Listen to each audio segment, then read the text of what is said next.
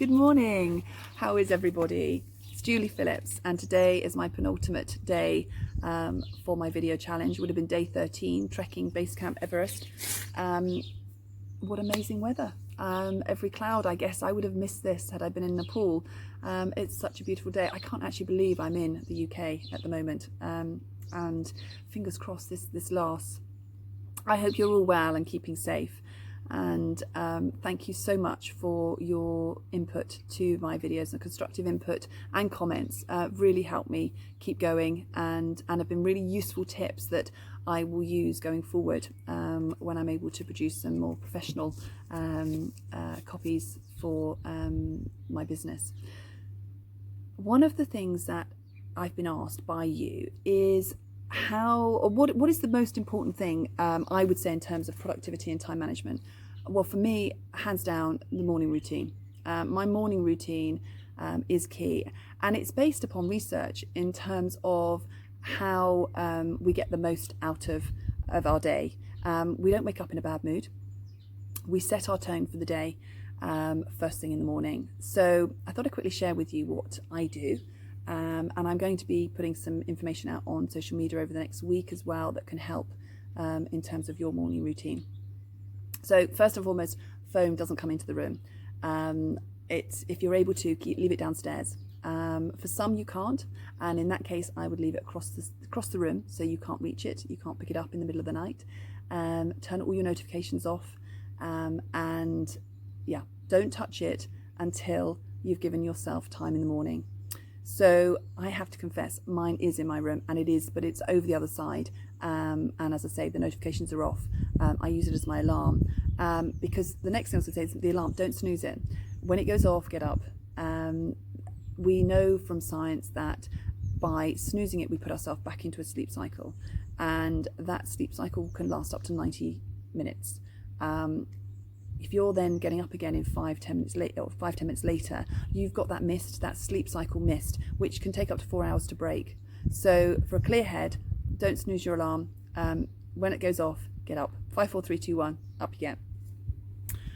The first thing that I then do is I give myself 10 minutes. I'd love to give a bit more, but we're all busy. I set my alarm actually 15 minutes earlier so that I can have this 10 minutes to journal. Journaling has definitely been the biggest game changer for me, just in terms of my focus and my productivity. What I put on there is how am I feeling today, and acknowledge how I'm feeling today, why I'm feeling like that. You know, did something happen yesterday? Did I have a bad night? Or did something good happen yesterday? I then look at what I'm going to do today, one thing that I'm going to do for myself that I enjoy. It could be calling a friend, it could be taking a yoga class, it could be meeting someone for a coffee. Whatever, one thing, but that's, you need to fit into your day. I then look at the most important thing, the focus for my day. And this is a Harvard Business progress principle, which basically states that people that feel most productive and more satisfied are people that make more meaningful progress on something that matters to them. So that basically means, what is your focus for today? What is the one thing that matters to you? And this could be business or it could be personal. If you take a personal, I've for ages been saying I want to sort my photos out. Probably like us all, we take loads of photos and they land up on our computer and they remain there. We don't do anything with them. I've always wanted to, I used to always do albums when the children were little. I'd like to keep going with those. But it's a huge task, and it's one that's really quite overwhelming to look at as a big picture. So that's a focus. It's a weekend that I would look at. But I would say, what bite-sized bit am I going to get done today? So one small bite-sized thing. So for instance, I'll put down, I'm going to pick a folder today. One of the folders, I'm going to go through it and decide what's going in the album, what's not. So that would probably take me 5 minutes.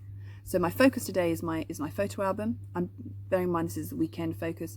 The bite-sized thing I'm going to do is one folder, and the reason that I want to do this is because it is cherishing memories of my family growing up.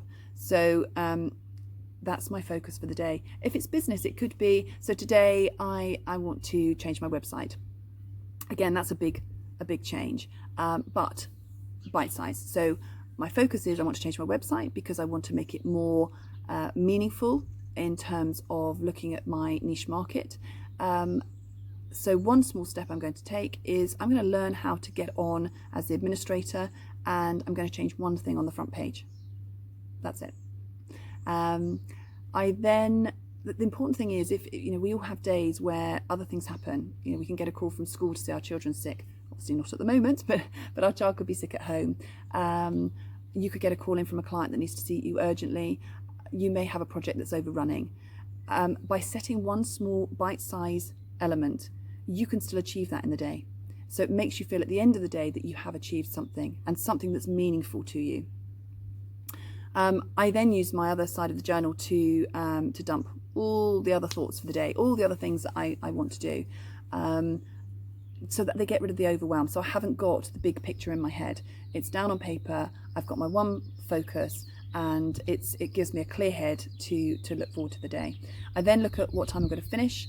Again, that's setting a boundary. It's giving myself a time limit to get the work done that I need to get done.